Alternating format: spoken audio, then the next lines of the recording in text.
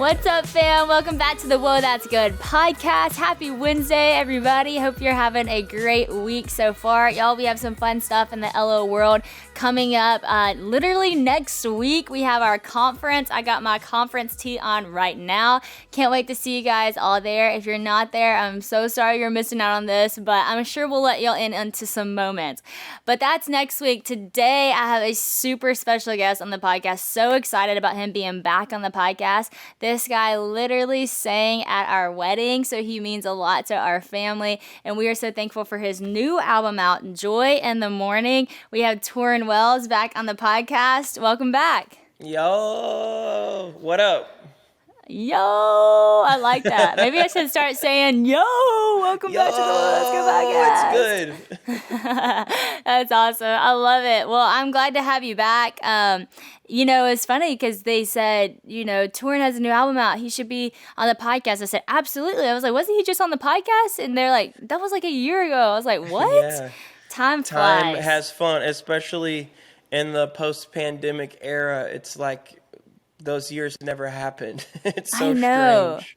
It is so strange. It is so strange. Well, we have a couple things in common. One is that we like to dance. That is fun. You're a lot better than me. Hopefully I we'll don't get know there one about day. that. You literally went on So You Think You Can Dance and are the GOAT of So You Think You I Can did Dance. not go on So You Think You Can Dance. That would be legit. I went on Dancing with the Stars. That does not mean My you bad. can dance. My bad. So you think did you so can dance. good. That means you really can dance. Dancing with the Stars means you got a chance, but this doesn't mean anything, okay? You did so good. That's hilarious. That's awesome. But we also have kids kind of the same age. Yes. Wait, is Banner, how old is he? He's 15 months. Okay, so 1 month older than Honey. Awesome. Yes. Yeah, it's wild. What's he into right now? I mean, as you know, kids are insane. He's the fourth boy that God has blessed us with. And he is really discovered his personality and his defiant will. Yep. So I think more than any of our other kids, he has this ability to throw a fit that I haven't seen in our previous three children. And all of them can turn up pretty good, but it just has happened so early with him. And so we're having to put the smack down on him early. Listen, it is hard because with Honey, she thinks when I say no, it is the most hilarious thing. And I guess because I typically have a pretty positive tone. And so when I say no, which you would think would scare her, but instead she cackles. She laughs. Loses it. And I looked at my mom one day because I was like, Honey, no, do not do it. I mean, I was being strong with her. I grabbed her little hand. She's just laughing her head off. And I looked at Mom. I was like, what do I do with this? What do you do? So we're learning that too. Yeah, it's an adventure. I don't know if we raise them or if they raise us. It's tricky. That's true. I think you both learn in the process. Oh, that's awesome. Well, I'm so excited to have you back. And also, I got to see you recently at Caleb Awards, which was awesome. You're a great host. Thanks. What was that experience like, getting to host with Matthew? It was dope. It was easy. Matthew is a vet when it comes to hosting the fan awards. He carries it a lot. I don't know if people really realize the weight that Matthew actually carries for the award show, with putting a lot of the content together, writing a lot of his material, some of those moments, of course. One of the producers of the show, Steve Strout, has gone on to be with Jesus this year, and he was an integral piece too. But Matthew just blows me away with his creativity, how spontaneous he can be, how he holds it all together. So I was just riding his wake, excited about my suits and just having a good time. That's awesome. Hey, that's part of it. You know what's crazy is when we started this podcast, 4 years ago? Gosh, we were like, okay, how do you start a podcast, right? What do we do? And my friend Steph, who works with me, who's now the president of LO, it's a very official title, but she kind of runs on the back end of everything we do. she was trying to help me start this podcast. Neither one of us knew what to do. And she said, I'm going to call a friend because I think he could help us. And it was Steve Strout.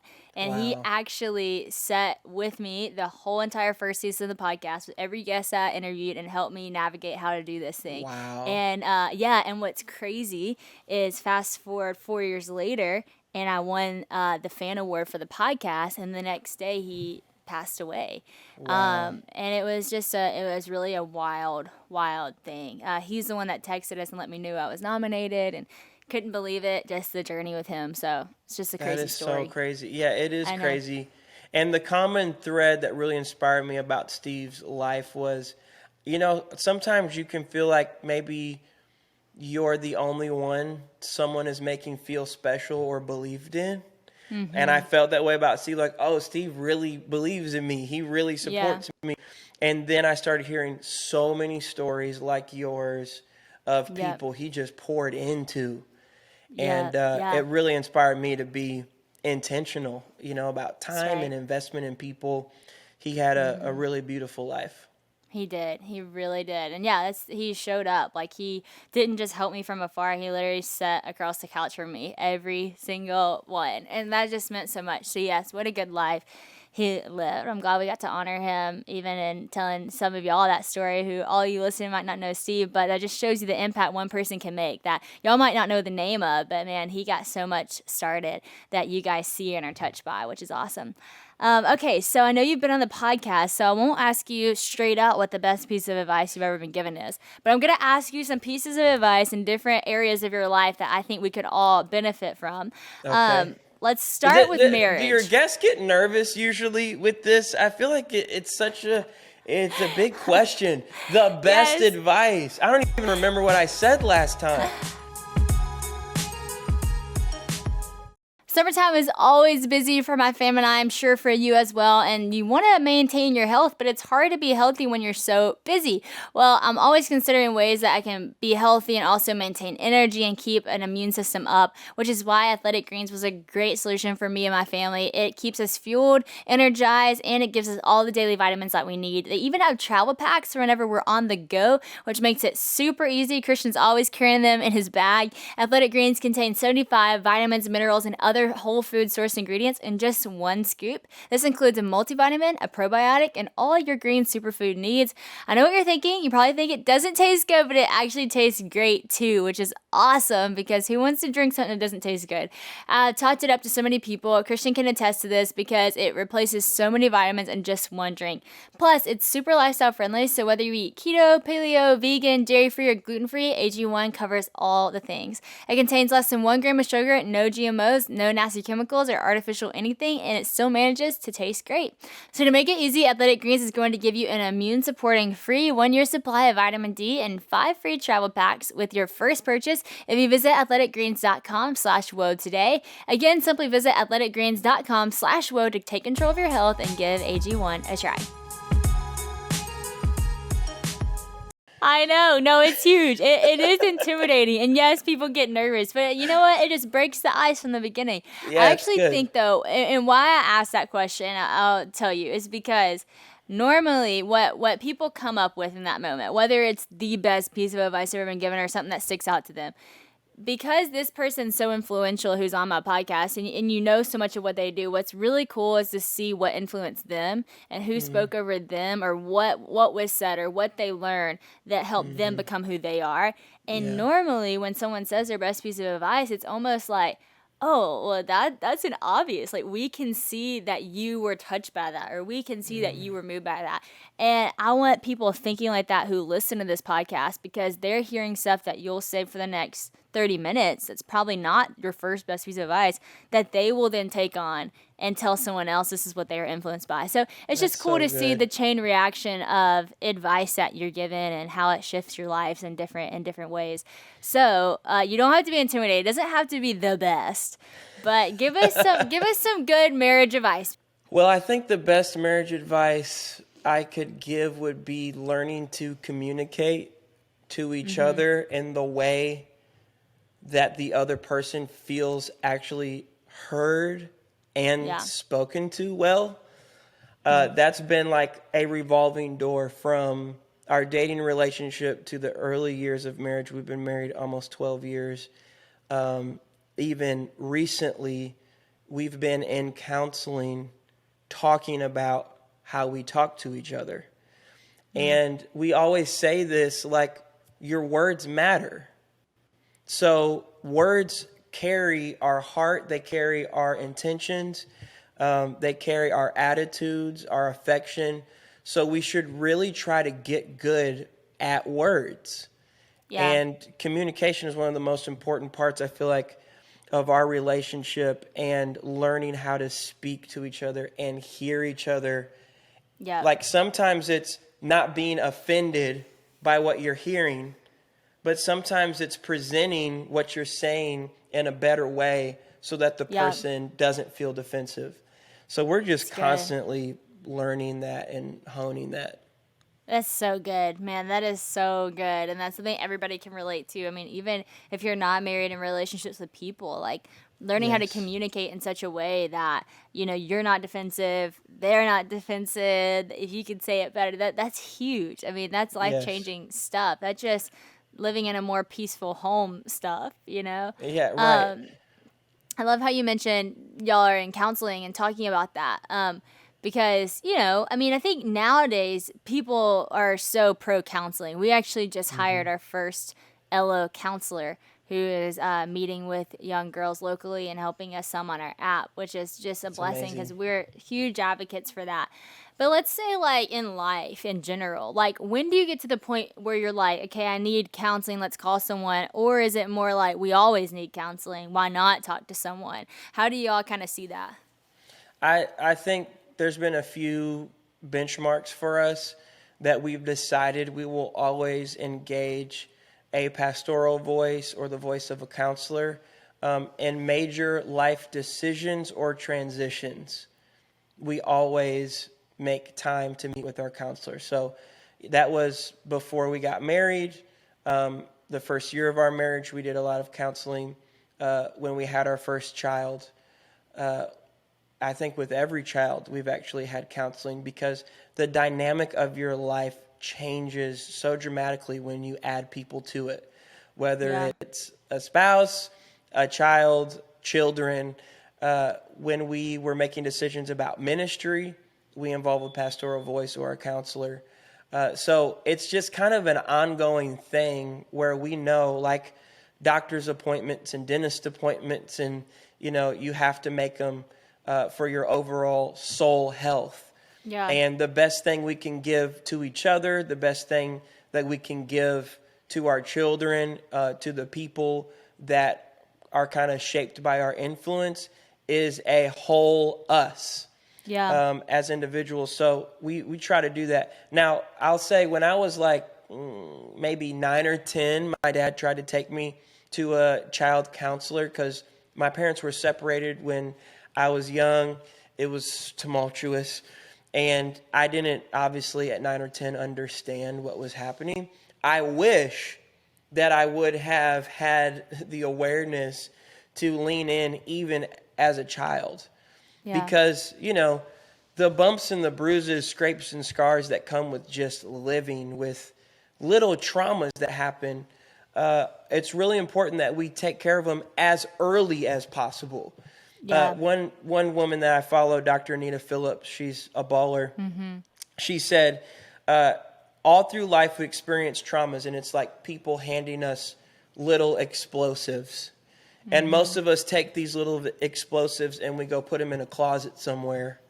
Yeah. And eventually they all add up. We get married, things happen in life. We lose a parent, we lose a loved one. Something happens, and it causes everything that we've stored, all of those explosives, to ignite at the same time and go off, and it brings the whole house down. But if we became experts in learning how to dismantle some of these things that life hands us, then when we do experience the big tragedies, the moments that feel like they're going to break us, we're actually equipped, in a sense, to handle them, and it doesn't trigger a bunch of other things. So I think as early as possible, if you're even thinking about getting married or wanting to be married one day, I would start counseling now, because you want to bring as much of a whole person into that relationship as possible. And I wish I would have been a better steward of my soul health and heart health prior to marrying Lorna. Thankfully there's grace in the midst of it, and God has used our marriage to level both of us up. But I think the earlier the better. That's awesome. Such good advice. Last night I was actually watching a sermon by Matt Chandler, and Matt is such a he's a Texas guy. He's a big Texas guy. He's very manly, if you will. Which, what does that mean, right? But he's just that guy. And so sometimes he can be kind of harsh, and sometimes he can be kind of tough. But he was talking about childhood trauma, and I mean, he just got weepy. And it really touched me, because it just shows you, like, no matter who you are, the things that you face when you're 5 years old matter. The things that happened to you when you were little, they have an effect on you. And he was so compassionate towards others and so empathetic, because he was thinking about what happened to him too. And I just thought that was such a good sermon, because I'm like, yeah, like, you have to deal with those things. And I love how you said, like, if you don't deal with them, eventually they will all implode on you, if you will. That's just great advice. It's great advice. I'm glad that you said that. And for those listening, if you don't know what to do with that, like Tauren's saying, go see a counselor. Most churches, I feel like, have counselors around. You can ask someone for a referral or recommendation. So if you're kind of lost in that, maybe go ask a pastor, go ask a mentor at church, go ask someone, even call the church and ask if they have counselors that they know of in the area. That would be a great way to get some Christian counseling. Now last little piece of advice. Let's go to music and career, because this is a big one. I mean, how are you gonna think of advice? I'm putting you majorly on the spot. But what comes to mind when you think of giving people advice who is wanting to pursue a music career? I would say that you have to determine what success looks like for yourself before anyone else has the opportunity to shape it, speak into it, or create a metric for it. If we don't know what the bullseye is, we could climb the ladder and realize it was leaning on the wrong wall. And, I think God has given me the gift of time to really figure out who I want to be and what I want to do. Because, my story starts probably 12, 15 years ago trying to do music. And it's been a slow, but God has been faithful in it journey. And it's allowed me to constantly recalibrate and refine really who I want to be. Like, I'm cool with having dreams and goals, and I'm definitely goal-oriented and vision-oriented and all of that. But the biggest vision I have to have for myself is who I want to be. Right. And that's what that would be the number one thing. Outside of, you got to work hard, you got to grind. You don't have to get on YouTube too early. Let yourself develop in the dark room for a little bit. But know what you want. Know who you want to be. Lately, Christian and I have been doing a lot of travel. We just went to Norway and Denmark, and we loved it. But I gotta be honest with you, when you travel, you sometimes miss your own bed, right? When Christian and I got ready to shop for mattresses, we knew Helix Sleep was the right choice for us, because taking their simple 2-minute quiz together allowed us both to have our input and personal preferences to matches with the best mattress for us. Helix recognizes that everyone's sleep is different, and so your mattress should be too. Helix Sleep has different mattress types that will match you whenever you take the quiz based off of your personal sleep preferences. I personally am a side sleeper, and so is Christian, and so we prefer a mattress that's not too firm and not too soft, but just right in the middle, and we got matched with the Helix Midnight Mattress. It's super comfortable, and Cabo and Honey love it too, which, hey, that's important. So if you're on the hunt for a new mattress, don't wait another minute. Take the Helix Sleep quiz right now and get the mattress perfect for you shipped to your door for free with no awkward mattress store shopping needed. In fact, you don't even have to take my word for it. Helix Sleep was actually awarded #1 best overall mattress for 2022 by several different magazines, and it's also recommended by chiropractors and doctors of sleep medicine as a go-to solution for improved sleep. So all you have to do is go to helixsleep.com/Sadie, take their 2-minute sleep quiz, and they're going to match you to the best customized mattress option for you. So get ready for the best sleep of your life, and they even have a trial period for 100 nights risk-free. That's the best part. For some reason, you don't love it, someone will actually come and pick it up for you, so it's super easy. I don't think you're going to have that problem, though. I think you're going to love it. Helix Sleep is offering up to $200 off all mattress orders and 2 free pillows for our listeners at helixsleep.com/Sadie. That's helixsleep.com/Sadie for up to $200 off and 2 free pillows. That's good. Man, that's such good advice. So speaking of who you want to be, you have such a unique, you're such a unique artist because you sing these, I mean, obviously they're Christian-based songs. You could sing worship songs. You could sing whatever you want because your voice is amazing. But then you also get up there and you dance and you perform. And I mean, at Caleb Awards, the Fan Awards, that performance was, I mean, that was epic. That was so, so good. And Thank so you. I just love how, like, you're not like anybody else, but you also clearly have been influenced by other people, you know? I mean, I think about, like, Michael Jackson, you know? Like, it's like Michael Jackson style, which is awesome in Christian music, but it's not cheesy, you know? It's actually, like, really cool and it's really well done. How do you fully be who you are, but also be influenced in a positive way by what others do, but not be a copy of that? Does that make sense? Yeah. Because I Yeah, think it so makes many perfect people are sense. like, oh, I like what that guy does, but instead of just being influenced by them, they try to be them, and then that never Yes. works. So how do you find the balance of that? Well, I think my parents, first of all, did a good job of instilling a certain level of confidence in me to just be myself and not be afraid to play alone. It's something that I tell my boys all the time now that my dad told me. I was upset because the kids weren't playing with me at recess on one particular occasion, and my dad was like, just go do something by yourself. Don't be afraid to play alone. And that's kind of been good. my mantra, like, okay, I'm going to do me, and I hope that it resonates with people, and my heart is to serve people, but I know that not everybody's going to like me or like it or understand it or whatever. So I think having that deep level of confidence ingrained in me from my parents speaking over me. Like, I remember the day my mom told me, "You are such a handsome young man." I remember what I was wearing. It made an effect on me. I remember moments of my mom saying, "You are brilliant," which, you know, I'm like, I don't know if I'm brilliant, Mom. But, like, I remember those. I remember my dad saying, "You are a leader, so Yeah. be a leader," you know? And I think it's so important we undervalue the power of saying how we feel about people in a positive way. And so with my kids, I try to never hold back, and I might be ODing on it. And I never want them to have an inflated view of themselves, but there are so many voices trying to tell all of us who we are, who we're not, who we're supposed to be, who we're not supposed to be. I think having that deep inner confidence is really important. And then, you know, I just recently, when I started the process of Join the Morning, I got to spend 3 days with Stephen Furtick writing for the album.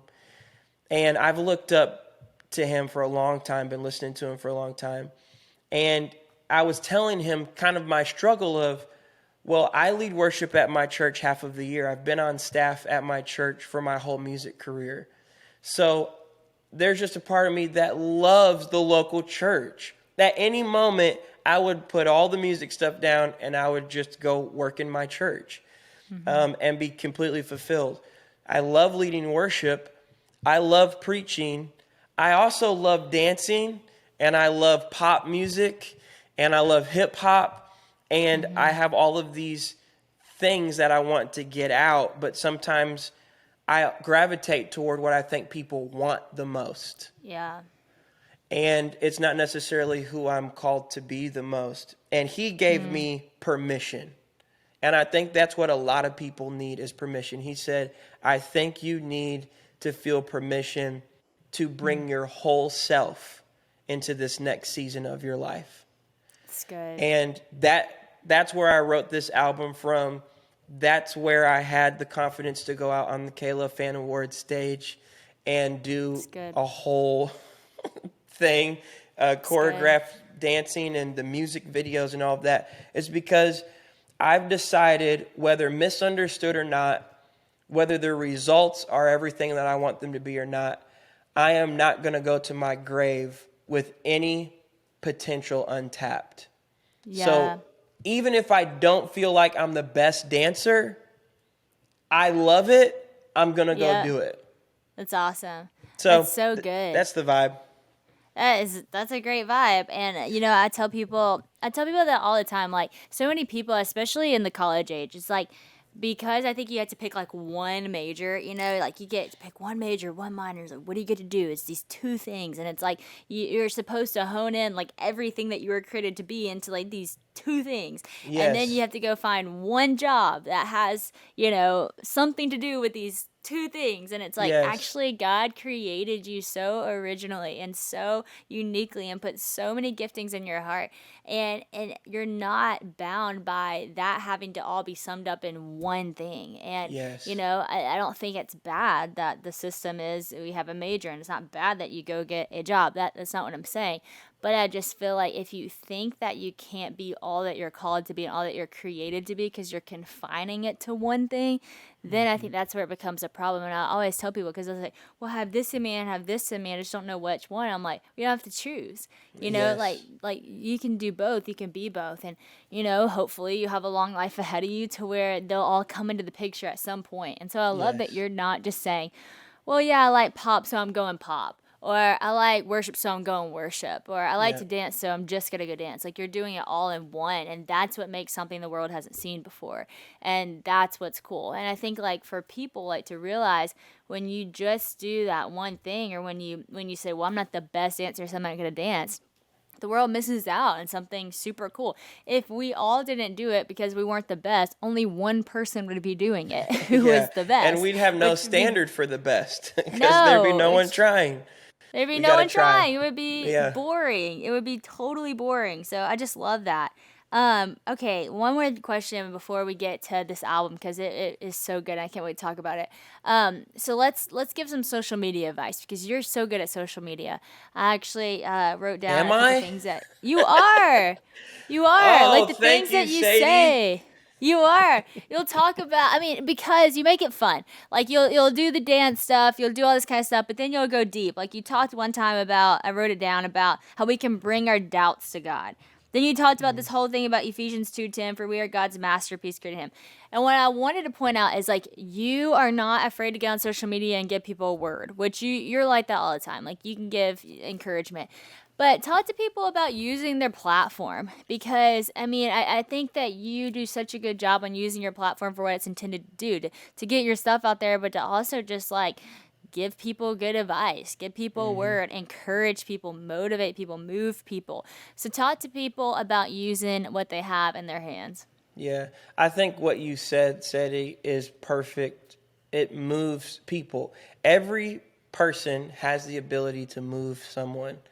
And every skill, talent, gift, interest has the potential to move someone. And I've just decided that if I'm going to move people in any direction, I want to move them toward God and toward each other. So the goal of my Instagram, TikTok, Facebook, whatever it is, the metaverse, is to move people, you know, toward God and toward each other. And I think sometimes we discount the power of what we have because we so closely analyze what we don't have. Sometimes we take better inventory of what we lack than what we possess.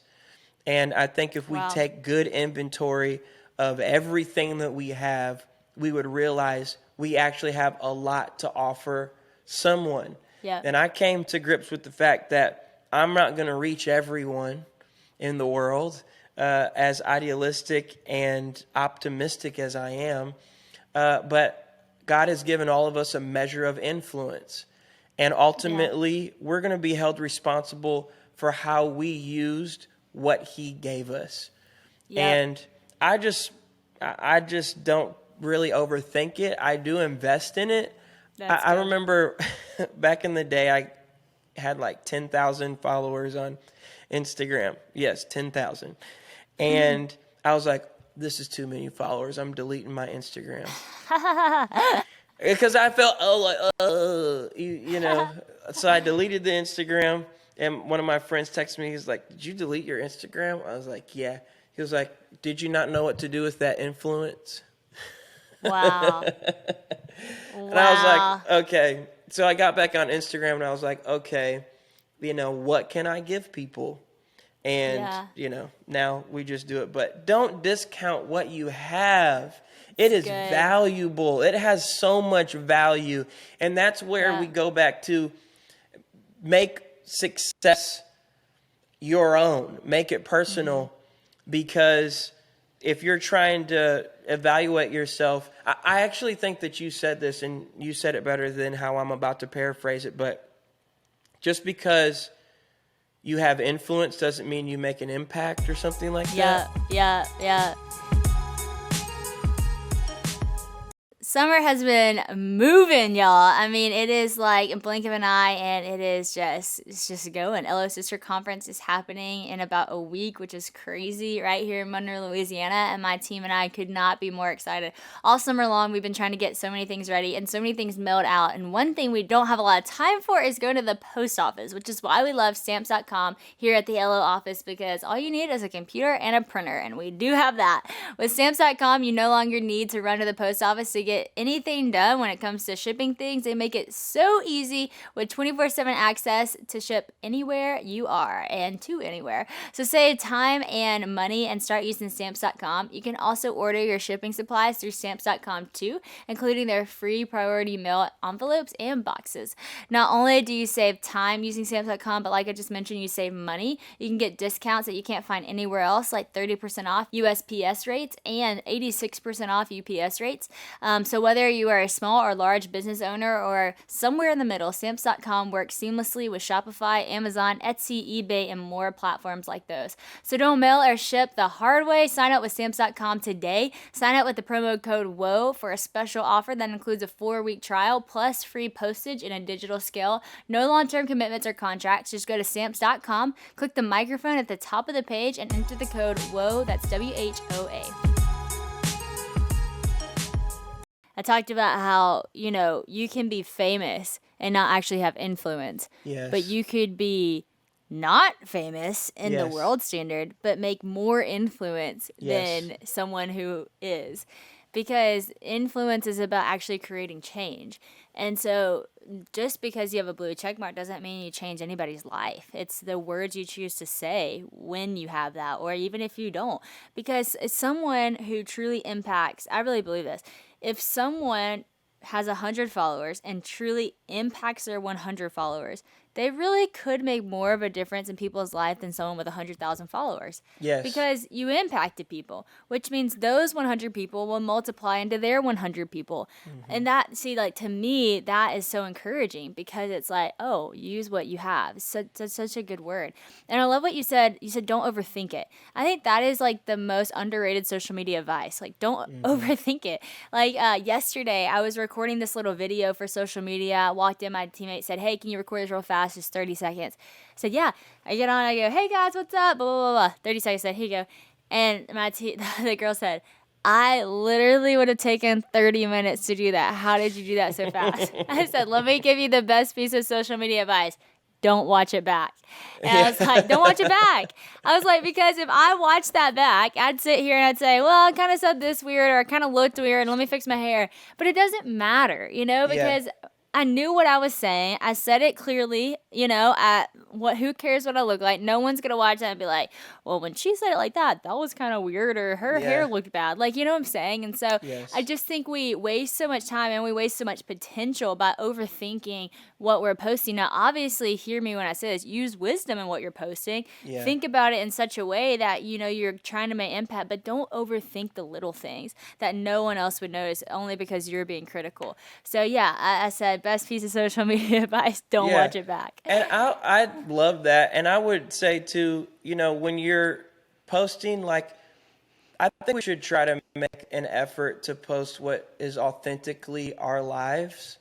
Yeah. And so if you're going out on the boat with your friends, you know, post about it. But I also hope, you know, that you are spending time with Jesus, and that, you know, he drops a thought in your heart or a sentence and you type it in your notes and you just post it. Like, I don't think we have to be weird with like floral print posts and everything's color coordinated with the scripture, because I don't think that that's very attractive. I love what Paul said. He was like, I didn't shrink back from my faith. You saw how I lived among you.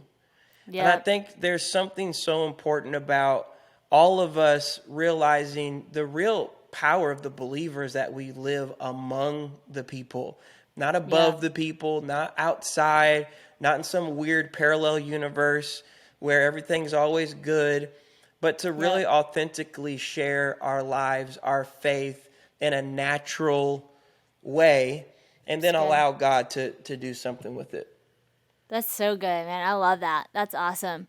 All right, let's get to this album because it's so good. Joy in the Morning. I love even just the title. The title makes me just, I'm like, yes, like we need this. We need this message. Whatever it is, I'm here to listen to it because we need that. That's joy in the morning. So talk to me about why the message, why the title, where are you going with it? Yeah, joy in the morning. Ooh. Well, the scripture says, weeping may endure for a night, but joy comes in the morning. And we have all been through night seasons. People listening, you may be in one right now. You know, there have been so many funerals I've been at that I didn't want to go to. So much heartbreak in the world that we're abnormally exposed to, that our little hearts can't hardly handle. There have been just major cultural moments, shifts in the very fabric of our society. And really, it can start to feel pretty dark pretty quickly.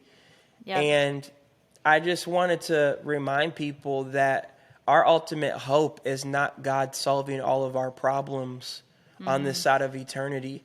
All of our hope is not getting the promotion or finding the right person or all of the things that we think are going to infuse us with joy and hope.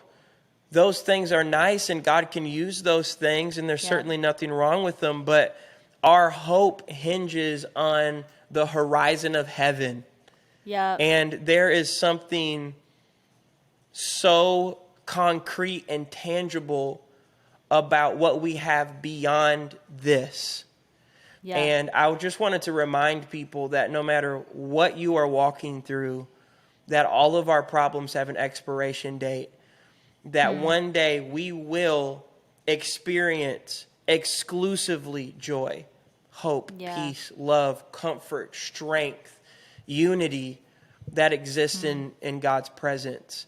And it's easy to lose sight of that. So I hope that this resets our sightline on heaven. Yeah, man, that is so good. I love that. Exclusively joy, hope.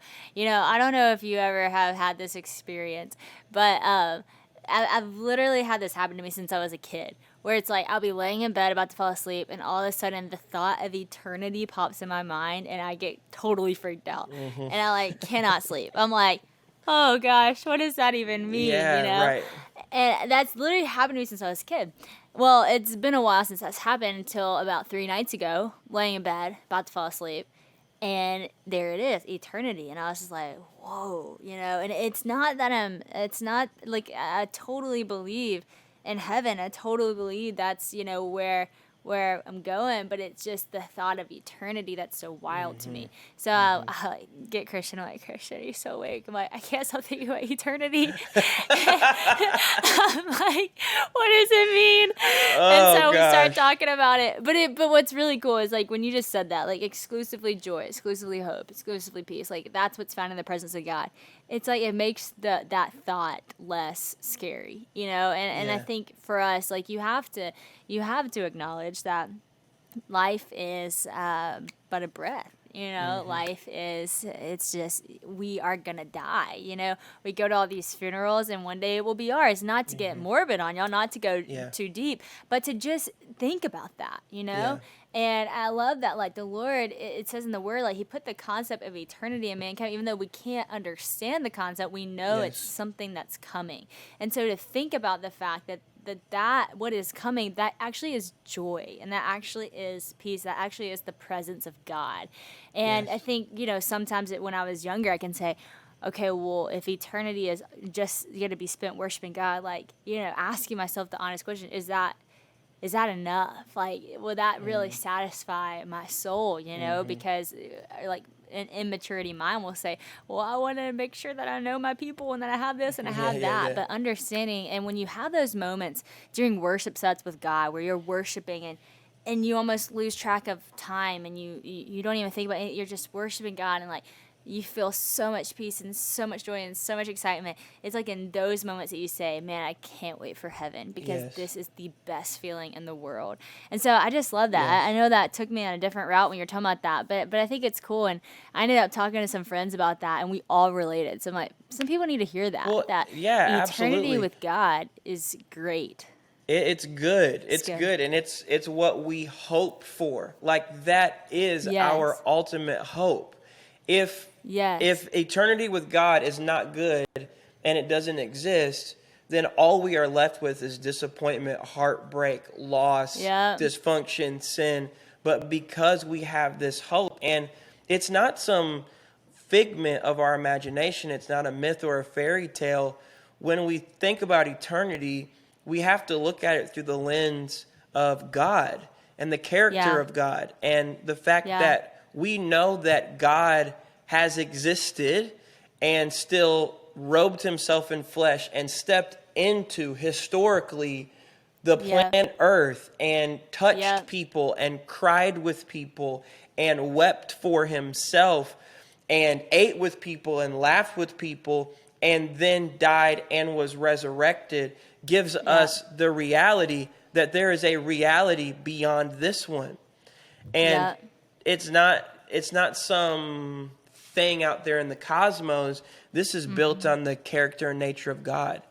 So if we know that we can trust God with the details of our lives here and now, we know that we can trust him with everything that's after this. I think what's so cool is back in the day when they would build the churches, they would put the cemetery right out in front of the church so that when you went in, you had to contemplate death.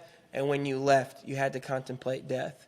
And I think everything now in our culture, I mean, we defy age. So we definitely don't really think about death. And I think if we're viewing it through the right lens, which is what God wants for us, is that, you know, Paul said to live is Christ, but to die is gain. Like there is something beautiful on the other side of this, and it's what we have to look forward to. It's so good. Okay, so just stopping for a second, because I know some of you are listening right now, and you're like, whoa, like the last 8 minutes just went like, whoa.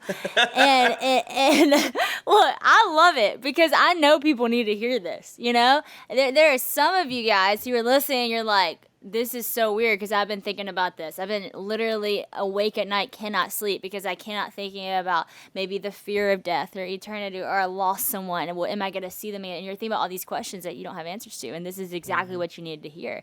That God so loved the world, he sent his one and only son, that whoever believes in him shall not perish but have eternal life. That's John 3:16.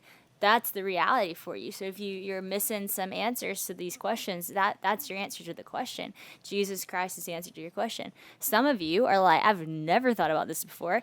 This is totally over my head. I don't go to a church where there's a cemetery. I haven't contemplated death. I'm 20 years old. Well, I just want to encourage you. These are things you got to think about, because the reality is we've all been given life, and we will all pass away. These are two obvious facts about life. And so I hope that this can encourage you, though, as you journey through these thoughts and as you go on this path, that there is a hope. And I love that you reminded us of that. This is a hope. There is joy in the morning. There's joy to come. So anyways, I love that we went there. This is so good. This is so It's good. I love this quote you have in your song. This line is so good. You said, "This hit me. It ain't even faith until your plan falls apart." I was like, sheesh. And you still choose to follow. That is so good, and you still choose to follow. Yeah. When you're writing these songs, like as you're writing them, do you ever just write and you go like, "Whoa"? Like that hit me, or is it from a place of overflow of like I just went through this? And so I'm going to try to take what I experience here and put it into a song form. Or is it both? It's both. And when a line like that hits, I'm like, ooh, that's kind of crazy. That's kind of crazy. Because I get excited about the process of songwriting. So when you get a gem like that, it's like, ooh. Somebody help me. Like, I have to take a second and just stop the whole thing and be like, hey, y'all got to just say it one more time. And it ain't even, so help me, Holy Ghost. So let's go. I get very excited about it. And then I kind of get back into the zone. But that's so me, though. I love it. Sometimes you got to take a little praise break. That's awesome. You have to. Just shout around the room just a little bit. I wrote that song with Stephen Furtick and Chris Brown, and Stephen lays down on the ground when he writes, and he's just kind of tapping his finger and just, trying to get it. And he said that ain't even faith till your plan falls apart. And I was like, that's wild. Wow. And it's true. It's true because faith is the substance of things hoped for, the evidence of things not seen.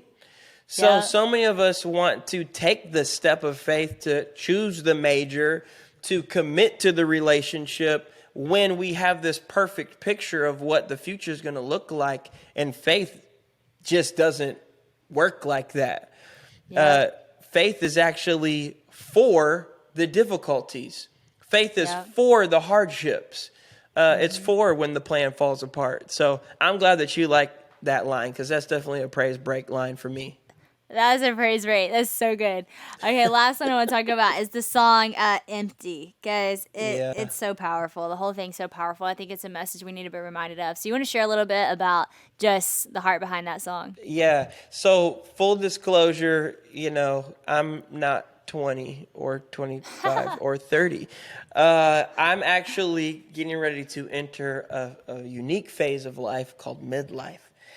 And which is wild because I'm 36. I really feel young, but that's what old people say, so I'm trying to not say that. But I started reading. That's not old. That's not old anymore. Oh, good. I thank you. I'm like, well, LeBron James is 37. Tom Brady's 40. He's still playing professional football. So exactly. I think it's changing. That's not old anymore. It's changed. But I am reading a book called 2020, and it's a vision for midlife. And someone who's actually 10 years older than me mentioned it in a podcast. And I was like, you know what? I don't want to wait till I'm 46 to figure out what's been happening for the last 10 years of my life. What if I actually got ahead of the game? And there's this amazing quote in there. And the whole premise of the book is about Solomon, who many people would say was the wisest man to ever live. He accumulated more wealth than Jeff Bezos or Elon Musk. He had more women than fill in the blank. He experienced so much of life And he penned the words, which you alluded to this earlier, Sadie, that there is a God-shaped void for eternity in every human heart, so vast that it could swallow the world whole and still be hungry. Wow. Yeah. So, Wow. and this is Bieber, who essentially said, I have everything, I want a family. I have everything, I want Jesus. I mean, this is a crazy statement from someone who has experienced everything and saying, you can consume it all.